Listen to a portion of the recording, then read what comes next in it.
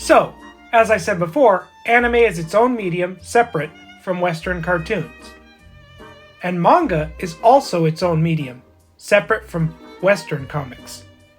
When you think about comics, two things come to mind: newspaper comics and comic books. These are the two types of American comics. Newspaper comics being usually short, funny comics, and comic books being full-length stories that are released by issue every month or so.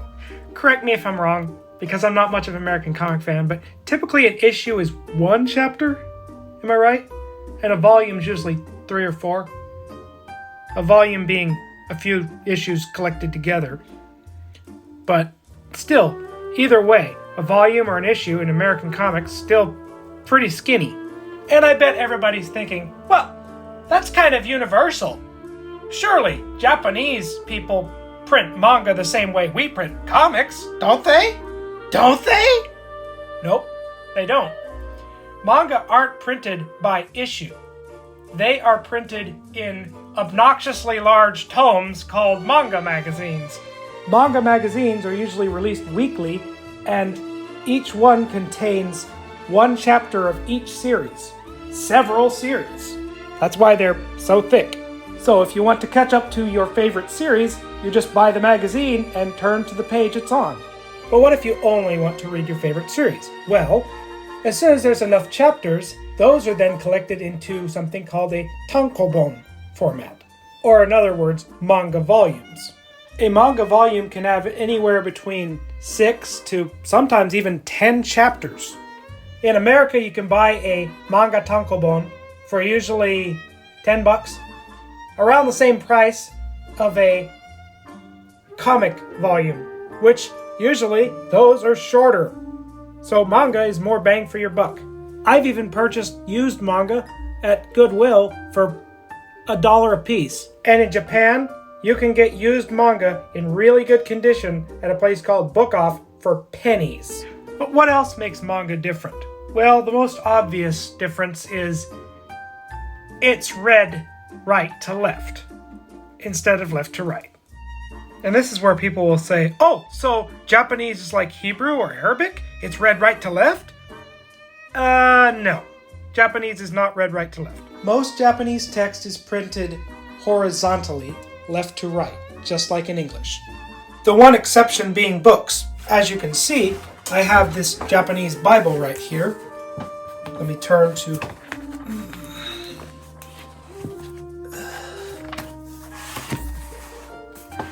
Matthew. As you can see, the first line of text is here, and the second line of text is here. So every line of text is to the left. This is why the next page is to the left. And same with manga. Yotsuba. First page starts here because all the text is vertical.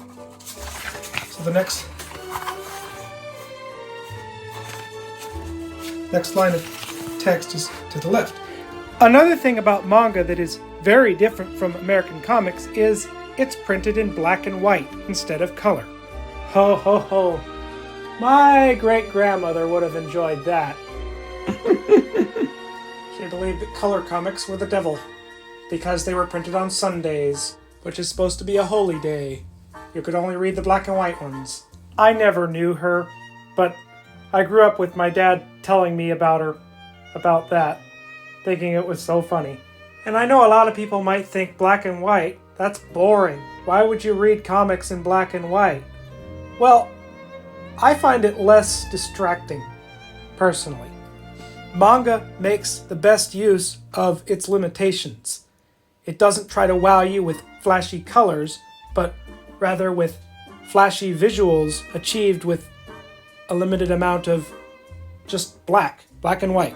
Another thing about manga that's different from Western comics is Western comics typically have somebody who writes it, somebody who draws the sketches, somebody who inks it, and somebody who colors it. But manga is not the same. Manga typically has one person who writes it and draws the sketches and inks it. Having color would just be one more step. Because they have to meet the deadline, they have to release one chapter per week or every 2 weeks or so. American comics are produced by a team of artists, while manga is typically, traditionally at least, produced by one person, the mangaka, the manga artist. He does the story and the art. A manga series is a passion project from the artist who creates it. Everything that happens in it is decided by the person who wrote it, the person who drew it, the one person. There's no teams deciding, oh no, you should do this, you should do that. No. This isn't right. This is politically incorrect. This is too scary. This is blah, blah, blah. No. Whatever the person wants to write, they write it. So this means that there's more diversity in manga. When I say diversity, I don't mean DEI, diversity, equity, inclusion, buzzwords. No, I mean there's more types of stories.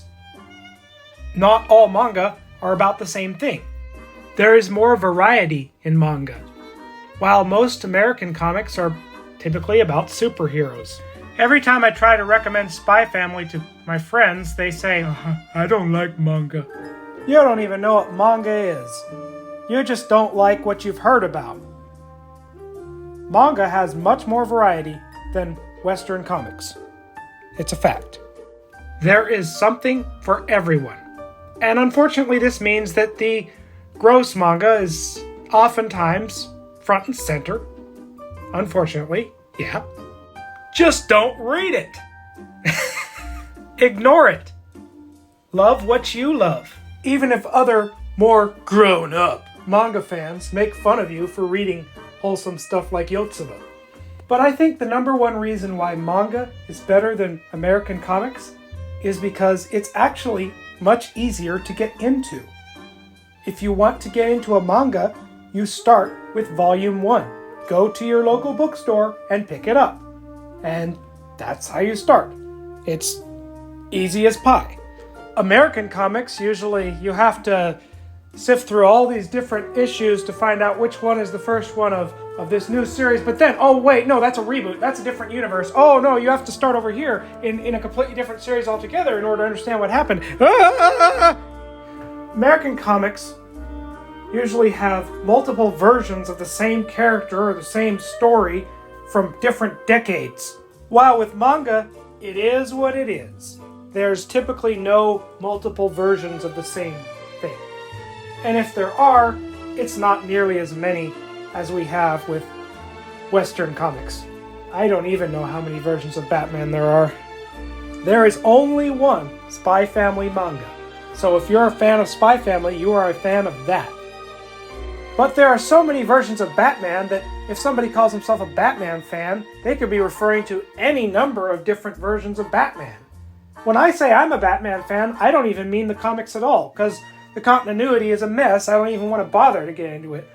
I'm a fan of the 90s cartoon show, because it has a coherent storyline. And I also like the Michael Keaton 1989 movie. And the Adam West Show.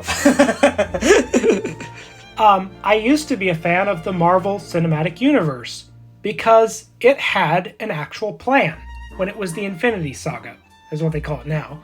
But I barely read any Marvel comics. I've read a few from the 60s because I found a collection of them at the bookstore, but I haven't read them all. Because, again, it's just not my favorite form of comics. Even back then, when it was Stan Lee and Jack Kirby, the format wasn't as good as the manga format is today. Back then, you had whole teams of artists working on various series, all interconnected in the same universe. How do you manage that and keep everything consistent when you could just simply write a story, like a novel? That's how manga are. And because a manga series is typically written by one person, that means that the story is usually more consistent than American comics. So American comics are a tangled mess of interconnected stories and different universes and different versions of the same character sometimes written by people who don't even like the character they're writing for, while manga are self-contained masterpieces that typically have very few, if any, spin-offs. In part 3, I will explain why I believe that anime and manga are the future.